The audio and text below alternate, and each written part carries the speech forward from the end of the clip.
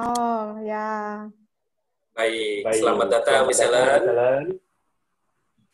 Iya, Pak Dayu. Thank you. Ya teman-teman, teman-teman ini adalah Kitong Bicara ke-9 yang menghadirkan Kak Helen Tabita Sita Niapesi yang pada tahun 2014 beliau mendirikan Yayasan Papua Maju. Ya, bergerak di bidang sosial dan pendidikan. Dan di tahun 2018 dirinya mendapatkan beasiswa ke Amerika. Ya. Saya doakan nanti yang nonton kalau mau coba beasiswa ke Amerika bisa tanya misalnya. Amin, langsung aja ke channel YouTube saya ya. Karena punya channel YouTube. Jangan lupa jadi subscribe. Saya nonton channel YouTube, tapi nanti cerita di Amerika itu. Wah. Ditaruhnya di backstage.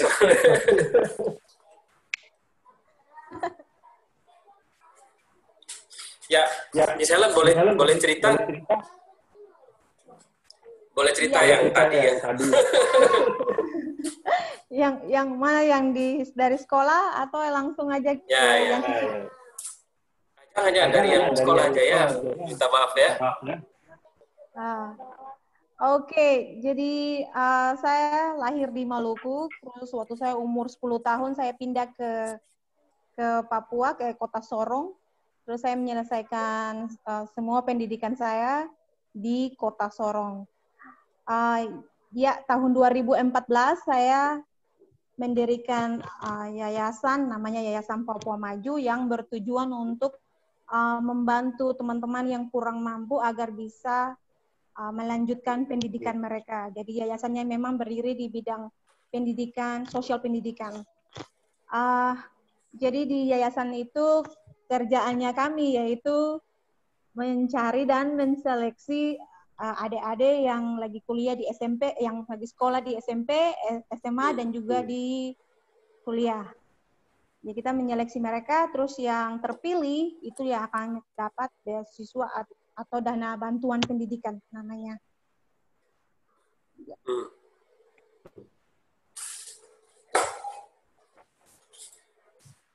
Baik. Jadi ini sudah ada 60-an anak ya? Ya, sekitar gitu, 55. Ya. 25-an lah ya. 25-an. Dan tadi sudah sempat cerita tentang ini ya, proses dapat beasiswa ya. 3 beasiswa, kemudian harus memilih salah satu. Boleh diceritakan lagi. Jadi tahun 2017 itu memang saya niat sekali untuk cari beasiswa. Saya pikirnya bahwa pengen keluar negeri nih, tapi tidak mau keluarkan biaya. Jadi saya cari beasiswa yang fully funded. Dan memang saya tertarik di bidang bisnis seperti itu. Jadi saya dapat beasiswa, ada beberapa beasiswa yang saya dapat. Saya dapatnya dua itu di Eropa, satunya di Jerman, dan satunya juga di Belgium, di Belgia. Jadi saya sudah apply ke 2 beasiswa ini, dan kemudian teman saya ada sharing link CCI program di Facebook. Jadi saya pikir, apply lagi ke beasiswa ini. Jadi saya apply di 3 beasiswa, dan ya puji Tuhan responsnya itu bagus.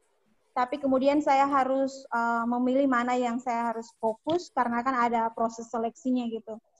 Jadi akhirnya setelah berbicara dengan keluarga, saya putuskan untuk ambil yang di Amerika. Karena saya sudah pernah ke Eropa, jadi saya mau ke Amerika yang... jadi ya akhirnya saya pilih beasiswa CCI program. Jadi memang yang kalau di Eropa itu masing-masing beasiswa itu durasinya cuma 6 bulan. Kalau yang CCI ini kan 2 semester ya, kurang lebih 1 tahun.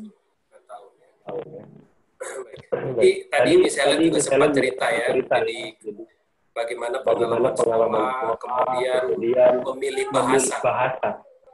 karena melihat temannya yang wah dengan modal bahasa punya usaha segala macam. Iya benar, karena saya memang latar belakang pendidikannya manajemen, tapi kemudian ada yang tanya-tanya kenapa bisa berbicara bahasa Inggris juga. Jadi memang setelah habis SMA itu saya ya seperti anak-anak muda yang lain ya mencari jati diri. Jadi mencari tahu bahwa saya itu punya talenta di bidang apa. Tapi karena memang latar belakang kedua orang tua saya di bagian IPA, mama saya guru IPA, bapak saya juga di Dinas Kesehatan Kabupaten Sorong. Jadi saya ternyata tidak mengikuti mereka, cuma empat saudara kandung saya yang lain, mereka ya mengikuti kedua orang tua saya, tapi saya tidak karena tidak punya talent di situ. Jadi saya bertemu dengan seseorang yang dia orang Jawa dan kebetulan juga baru datang di Papua, dan dia awalnya tuh dia kerjanya di Buma, terus kemudian dia pindah ke LNG. Jadi dia yang memotivasi saya untuk belajar bahasa Inggris. Karena menurut dia, karena memang zaman itu sih bahasa Inggris tuh kayak tidak dipandang gitu, walaupun kita ikut kursus mau ngapain gitu dengan bahasa Inggris, kan tidak dipakai juga di sini. Tapi kemudian dia bilang bahwa kedepannya pasti semua orang akan butuh bahasa Inggris. Jadi dia memotivasi saya untuk belajar bahasa Inggris, dan saya akhirnya ya ikut kursus sama guru SMP saya dulu, guru bahasa Inggris. Dan setelah itu memang saya bisa tahu bahwa ternyata dengan bahasa Inggris saja kita bisa, ada opportunity lah, banyak opportunity yang bisa kita lakukan. Seperti teman saya ini, dia kerjanya di Buma, terus di LNG, terus dia punya homestay, terus dia juga bisa bahasa Jepang gitu, jadi dia bisa 2 bahasa, dan dia juga sebagai interpreter ya, penerjemah gitu. Jadi memang benar-benar sangat dia sangat memotivasi saya dan sangat menginspirasi. Ini berarti alumni SMP 1 Kabupaten Sorong. SMP 1 Kota Sorong. Oh, oke. Sudah dipanggil sekolah untuk cerita belum? Sudah dipanggil sekolah untuk cerita belum? Belum, janganlah. Ya kan, bahasa Inggris ternyata ini ya, Inggris ternyata membuka kunci ke banyak hal. Kalau ini saya sedikit bercerita ya. Saya karena menyukai literasi, bikin kegiatan banyak. Ketemu istri saya di situ. Ini ada hubungannya dengan bahasa, jangan-jangan. Oh, jadi pas kegiatan literasi ya ketemu istri ya? Ya, jadi saya bikin pertemuan. Istri saya mau bikin rumah baca, jadi dia datang. Akhirnya saya berkesimpulan, dan selalu saya cerita ke teman-teman lain. Kalau kamu suka sesuatu, jalani sungguh-sungguh. Karena nanti akan menarik. Bahkan jodohmu. Benar. Ya, the law of attraction is real. Mungkin mau cerita, bener nggak? Wah, akhirnya menjurus ke situ ya. Tidak. Itu bercanda ya itu. Tapi itu pengalaman saya, makanya saya cerita. Baik. Oke, kemudian ini ya, akhirnya tadi juga sempat cerita. Wawancara tuh sebenarnya proses yang paling intimidatif ya. Selama proses beasiswa. Ya. Jadi sebenarnya itu ada saya dan beberapa teman yang mau apply untuk beasiswa CCI itu. Cuman karena mereka melihat bahwa prosesnya panjang, terus 1 tahun lagi di sana, jadi mereka tuh benar-benar sudah takut duluan karena bahasa Inggrisnya menurut mereka tidak begitu bagus. Jadi memang untuk apply beasiswa ini kita harus siapkan berkas-berkasnya, dan berkas-berkasnya itu ya ijazahnya kita harus ditranslate oleh penerjemah tersumpah. Ya, jadi dia benar-benar legal ya.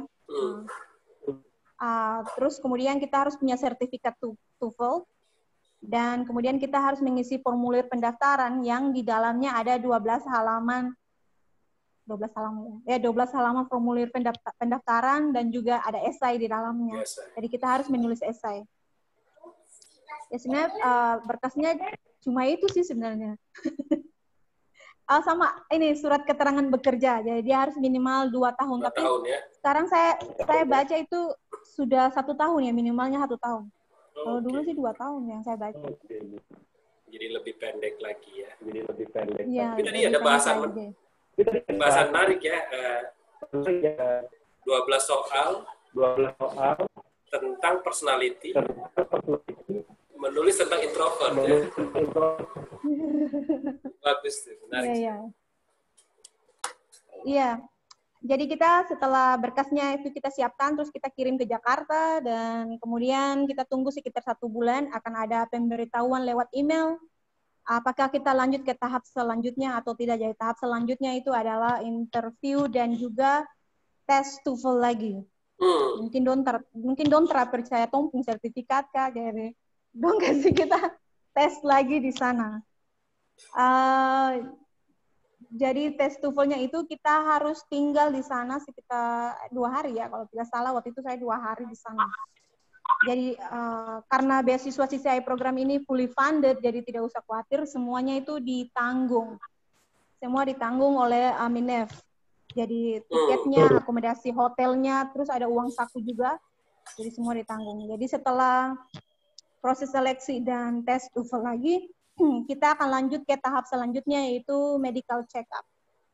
Setelah medical check-up, ada yang namanya tes wawancara visa di kedutaan Amerika. Dan setelah itu baru ya kita preparation ya untuk ke Amerika. Ini pilih kemarin tuh pilih ya, pilih kampus. Iya, jadi kita sebenarnya tidak pilih kampus. Jadi nanti setelah melewati proses seleksi dan tes TOEFL itu, terus medical check-up, dan mereka akan kirim berkas-berkas kita itu ke Amerika. Jadi sebenarnya kampus yang pilih kita. Oke. Kampus yang memilih. Tapi ini ya, sebelum jauh-jauh lah. Dulu waktu kecil bayangkan ke Amerika, ke Eropa. Dulu waktu kecil saya menghayalnya itu mau pergi ke Jakarta atau ke Bali. Gitu. Itu saya sudah senang. Walaupun saya menikah sama orang luar, tidak pernah membayangkan bahwa saya akan ke Amerika. Sudah gitu gratis lagi. Saya tahunya mungkin ke Eropa, tapi kalau ke Amerika tidak pernah membayangkan. Maaf, itu ada suara anak saya yang lewat. Oke, misalnya ini kan kemudian kuliah di Amerika. Saya duga tidak mengalami culture shock. Sangat. Jadi waktu kita di Amerika, waktu kita di Indonesia ini, kita sudah diperingatkan tentang culture shock gitu. Jadi ada alumni yang datang, terus dia bawa presentasi panjang tentang culture shock ya. Jadi saya dan teman-teman, ini lama-lama 2 jam, 3 jam cuma bicara culture shock aja. Maksudnya kita anggap enteng gitu. Dan ternyata saat kita di Amerika itu memang benar-benar shock. Bukan culture shock lagi ya. Atau shock apa gitu. Apa contohnya? Contohnya makanannya. Saya hal yang paling sulit sekali itu bagi saya itu di Amerika itu makanan, karena setiap kali saya makan makanannya mereka saya diare gitu, kena diare terus. Diare. Iya. Dan sudah gitu mungkin karena kita kan bukan sendiri ya, kita tidak sendiri, jadi ada beberapa peserta juga dari negara lain. Jadi memang kita harus bisa beradaptasi lah dengan mereka. Itu juga culture shock ya. Jadi satu apartemen itu ada 6 orang. Satu apartemen ada 20 orang ya. Makanan bukannya sehat, malah belakang. Aduh, makanannya semua bikin saya sakit terus. Memangnya bagaimana? Rasanya bagaimana tuh? Apa ya? Memang rata-rata makanan Amerika rasanya hambar ya, tidak berasa ya, hambar. Sandwich, terus ya tahu hambar apa semua. makaroni dan salad-salad begitu. Hambar. Tapi entah kenapa mungkin cuma saya sendiri yang perutnya sering sakit ya, yang lain tidak. Jadi mungkin mereka oke ya dengan itu. Itu saya tahu. Mungkin lupa bawa Indomie, vetsin. Ada teman yang bawa satu luggage itu Indomie semua, tapi ternyata pas tiba di sana ada toko Asia.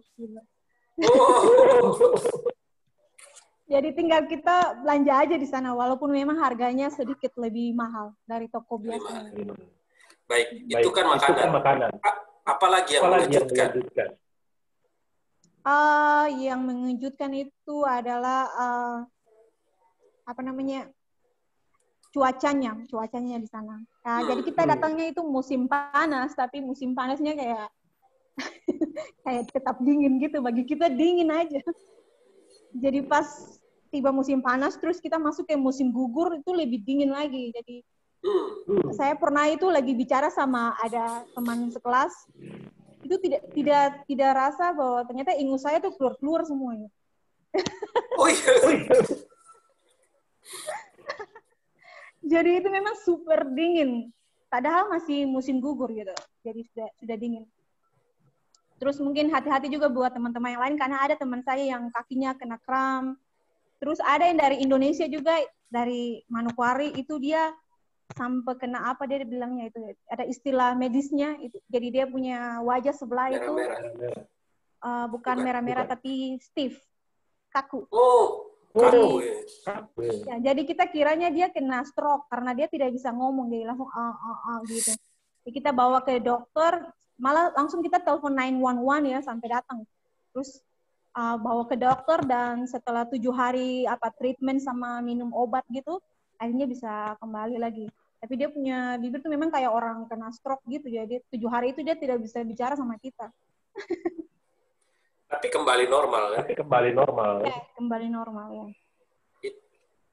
Itu saking dinginnya. Di bayangan banyak orang Indonesia, salju itu menyenangkan. Ya. Menyenangkan cuma di hari pertama. Setelah hari kedua, ketiga, ke-10 itu memang jadi benci. Oh, jadi benci. Tidak menyenangkan lagi. Membayangkan. Sangat dingin ya. Cuman musim gugur saja dingin. Dingin sekali ya, dingin. Terus sering angin ya, angin-angin. Di sini kan tidak ada angin yang bisa kayak dorong kita ya. Palingan kalau angin di sini ya payung yang terbang, tapi kalau di sana kita juga bisa terbang. Oh iya. Iya, saya pernah lagi jalan kaki, terus tiba-tiba kayak rasa kayak macam didorong, kayak mau terbang begitu, tapi ternyata angin gitu, kuat sekali angin. Baik. Kalau sistem belajar di sana bagaimana di Annandale? Sistem belajarnya memang tidak shock, tapi memang menyenangkan sekali ya, karena merasa lebih nyaman. Jadi kita sama dosen itu kayak teman. Ya, jadi kita bisa bertemu dengan dosennya, terus kita bisa email dosennya, bisa SMS, bisa telepon juga, terus bisa bertemu secara langsung, dan saat di dalam kelas itu kayak teman aja. Jadi lebih nyaman, lebih menyenangkan, terus bisa tidak ada tegang-tegangnya. Terus kita malah di encourage untuk bicara, lebih harus ngomong lah. Jadi di sana itu penilaiannya bukan hanya dari yang kita tulis-tulis di kertas, tapi poinnya lebih banyak didapat saat kita berbagi ide gitu. Jadi saat kita ngomong. Helen merasa kaget tidak melihat orang luar yang sangat aktif. Iya, sangat kaget sih, karena ada malah ya teman saya itu sambil makan dia. Sambil makan, sambil di dalam kelas, sambil ngomong sama dosen. Kalau di sini suruh keluar ya. Keluar. Bukan keluar lagi, mungkin sudah dilempar dengan menghapusnya apa gitu. Dan itu biasa saja ya. Iya, oke aja selama nilainya oke ya, mereka tidak jadi masalah. Terus memang pakaiannya juga sangat berbeda dengan mereka ya. Mereka pakai celana pendek gitu datang ke kelas. Celana pendek ya. Siapa mama? Anak saya cari teman main. Begitulah. Mengerti. Iya. Nah, baik. Kira-kira ini apa hal yang dirasa paling menarik selama di Amerika? Ada nggak? Sebenarnya banyak ya. Jadi waktu kita ikut program CCI ini, mungkin banyak yang teman-teman yang tidak tahu bahwa ada 5 pilar itu ya. Dan 5 pilar ini kita harus kerjakan secara bersamaan. Jadi kita akademik, berarti kita kuliah gitu. Volunteer juga kita harus ada volunteernya. Dan itu pakai jam ya. Jadi kita ada target jam yang harus kita kumpulkan untuk volunteer dan juga untuk magang. Setelah itu kita juga ada namanya pertukaran budaya, karena ada dari 12 negara juga yang ada peserta dari 12 negara. Jadi kita setiap hari Jumat itu ada kumpul-kumpul sama mereka dan kita kayak berbagi itu, bercerita tentang budaya masing-masing, kita bertukar pikiran dan lain sebagainya. Terus dan pilar yang terakhir yaitu leadership. Di leadership ini sebenarnya sangat menyenangkan juga karena kita bisa hadiri seminar, konferensi, atau training gitu.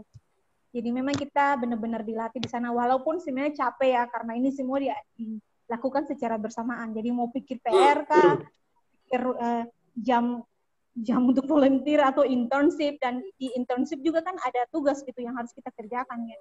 Kan namanya pekerjaan ya, jadi kita ada pekerjaan yang harus kita kerjakan sesuai dengan deadline. Ini berarti kuliahnya Senin Jumat ya? Itu bagusnya Amerika ya, jadi kita bisa jadwalkan, kita punya jadwal sendiri, jadi ada yang bisa ambil Senin sampai Jumat, tapi waktu itu saya maunya cepat, jadi saya jadwalkan dari Senin sampai Rabu, tapi itu akhirnya kuliahnya sampai malam, dari pagi sampai malam. Tapi kan sisanya libur ya? Sisanya itu libur, jadi akhirnya saya bisa apply untuk internship ataupun untuk volunteer. Dan bisa jalan-jalan lah ke bioskop kayak kemana gitu. Jalan-jalan ke bioskop segala macam ya. Ya hangout lah. Wah, ada yang bosan di situ. Iya, nih ada yang tiba-tiba lewat. Wah, dia tuh suka mengikuti bapaknya. Jadi saya persilahkan saja. Biasa, anak cewek selalu sama papa. Anak cowok sama mama ya. Iya. Nah, misalnya ini agak melompat ya. Kan kemudian lulus pulang ya. Pulang kemudian saya lihat kemarin tuh yang bikin belajar bahasa Inggris ya. Oh, dia ngomong. Itu gimana itu ceritanya?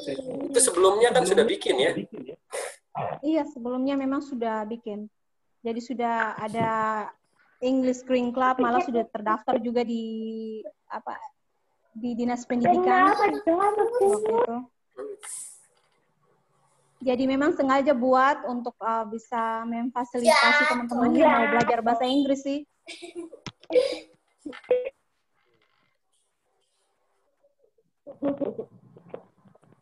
Sebentar ya.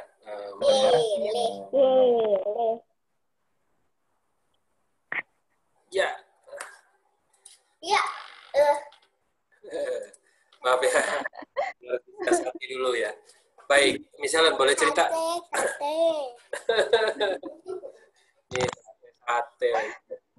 Ya, dia mau jadi presenter, cuman saya bilang kamu bermain-main dulu, belum saatnya. Kamu belajar bahasa Inggris. Belajar bahasa Inggris dulu ya. Ya. Nah, misalnya kira-kira lihat anak-anak muda Papua mau belajar bahasa Inggris. Kira-kira ada masalah apa sebenarnya paling besar di teman-teman nih pada saat belajar? Apa ya? Sebenarnya iya, jadi mungkin Pak Dayu tahu ya kalau di tempat kursus saya itu tidak ada yang gratis ya. Jadi semuanya saya kasih fee, ada fee-nya, walaupun memang tidak besar ya, tapi tetap ada fee. Karena saya pernah pengalaman, saya buka kursus gitu secara gratis. Jadi waktu itu yang mendaftar itu ada 60 orang, banyak sekali yang mendaftar untuk ikut kegiatan tersebut.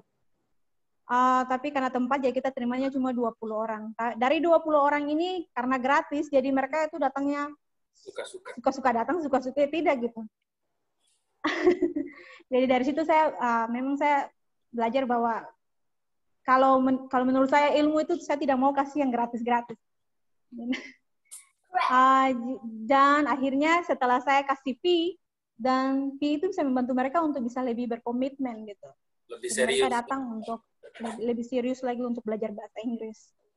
Gitu. Cuma masalahnya kita yang tinggal di Papua ini, kita tuh orangnya tidak terlalu konsisten ya. Kita belajarnya itu kayak on off gitu. Jadi tidak bersungguh-sungguh. Kalau sudah memulai ya harus selesaikan sampai habis gitu. Jadi ada yang minta untuk les privat, dia mau bayar mahal-mahal gitu. Tapi pas datang hari pertama, hari kedua, mungkin 1 bulan itu oke. Tapi di bulan berikut sudah mulai malas-malas gitu.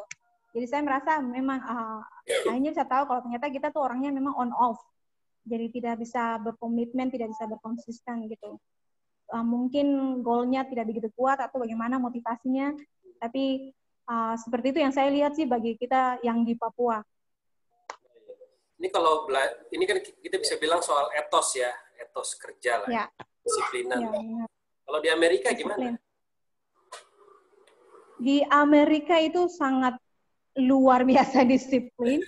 Jadi kita disiplinnya disiplin waktu, dan apapun yang kita rencanakan dengan dosen-dosen kita itu harus kita lakukan gitu, karena mereka tidak akan lupa, dan mereka selalu ada punya jurnal gitu yang mereka bawa kemana-mana. Jadi apapun yang kita bilang itu pasti dicatat, dan mereka akan ngecek lagi saat ketemu dengan kita. Jadi itu yang saya dapat juga waktu saya kerja magang di perusahaan IT.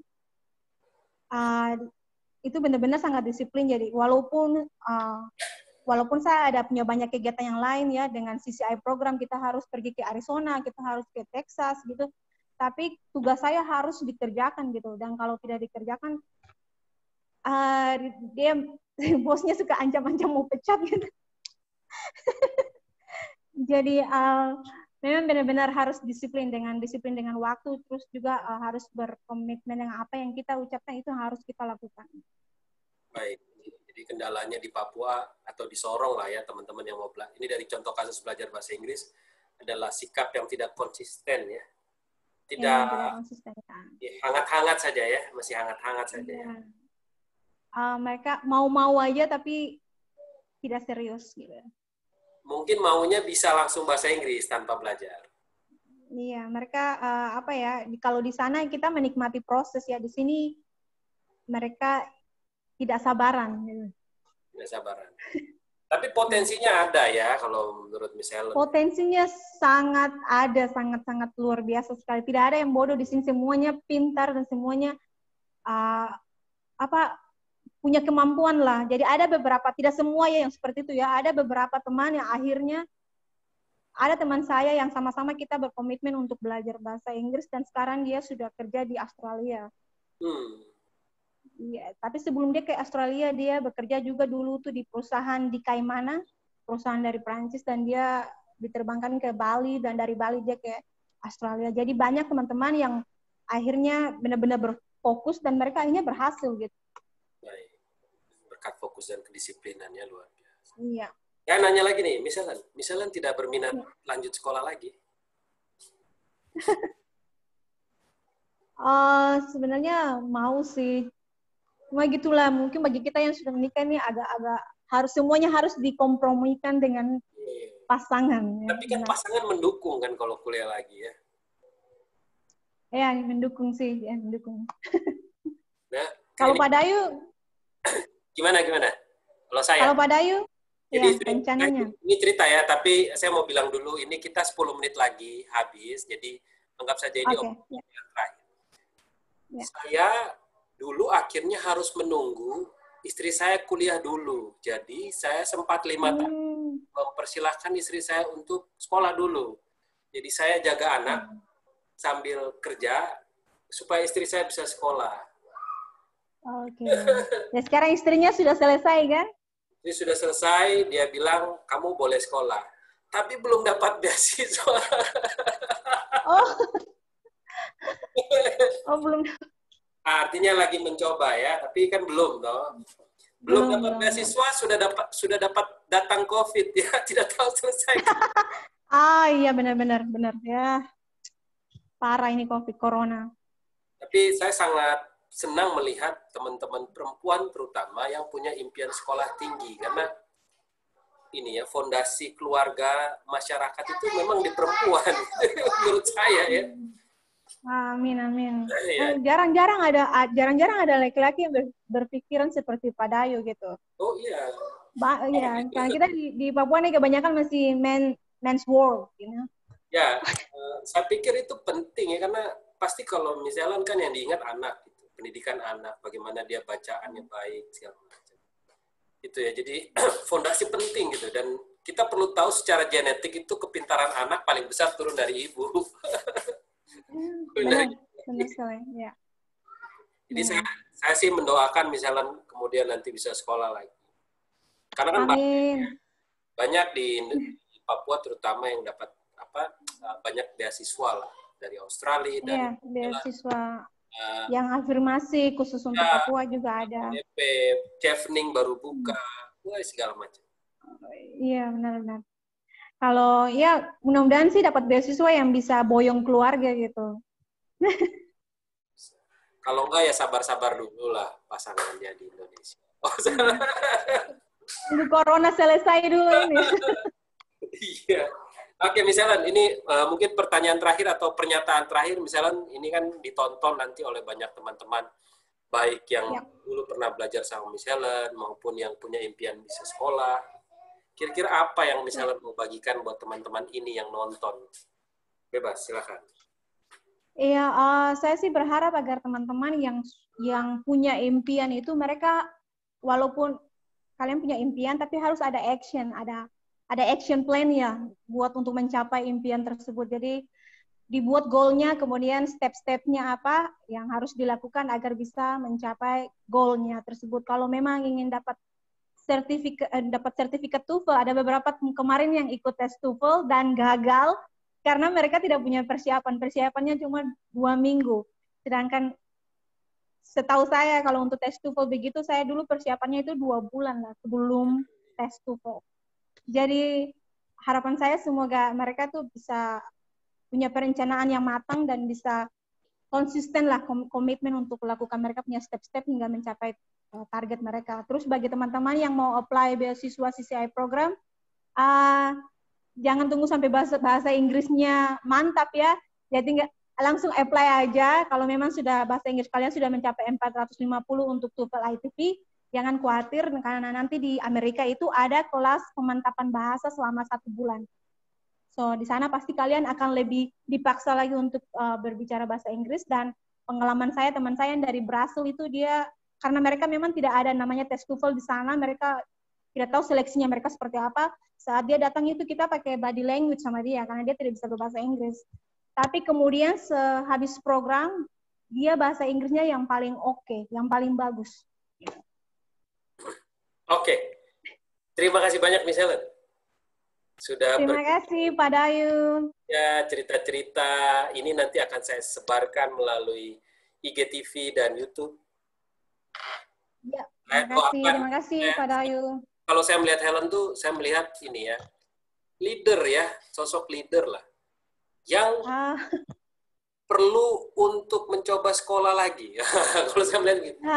Amin.